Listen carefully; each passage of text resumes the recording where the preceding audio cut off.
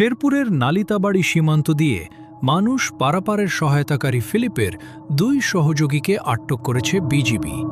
গোপন সংবাদের ভিত্তিতে অভিযান চালিয়ে তাদের আটক করা হয়। বিজিবি আরও জানায়, আটক ব্যক্তিদের বিরুদ্ধে আইনানুগ ব্যবস্থা গ্রহণের প্রক্রিয়া চলছে। পাশাপাশি উসমান হাদির ওপর গুলির ঘটনায় জড়িতরা দেশ ছেড়েছে কিনা এবং গ্রেফতারকৃতদের সঙ্গে অপরাধীদের কোনো যোগসূত্র রয়েছে কিনা তা খতিয়ে দেখা হচ্ছে। ইনকিলাব মঞ্চের মুখপাত্র উসমান হাদির ওপর গুলির ঘটনার পর এলাকায় সতর্কতা জারি করা হয়েছে। বিজিবির কর্নেল সরকার মোহাম্মদ মুস্তাফিজুর রহমান বলেন, ফিলিপের স্ত্রী ডেল্টা জিরান, শ্বশুর ইয়ারসন রিংদি এবং মানব পাচারকারী লুইস ল্যাংমিং চাকেকে আটক করে জিজ্ঞাসাবাদের জন্য পরামারি বিওপিতে আনা হয়েছে।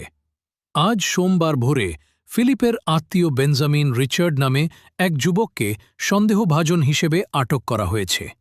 তাকেও জিজ্ঞাসাবাদ করা হচ্ছে। পুলিশের আরেকটি দল ময়মনসিংহের হালুয়াঘাট এলাকায় অভিযান পরিচালনা করছে।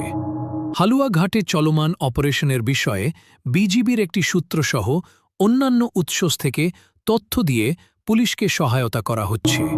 তিনি আরও জানান, ফিলিপের বাড়ি ময়মনসিংহের হালুয়াঘাট উপজেলার ভুটিয়াপাড়া এলাকায়। মানব পাচারে জড়িত চক্রের কয়েকজনের কাছ থেকে ফিলিপের সংশ্লিষ্টতার তথ্য পাওয়ায় তার খোঁজ করা হচ্ছে।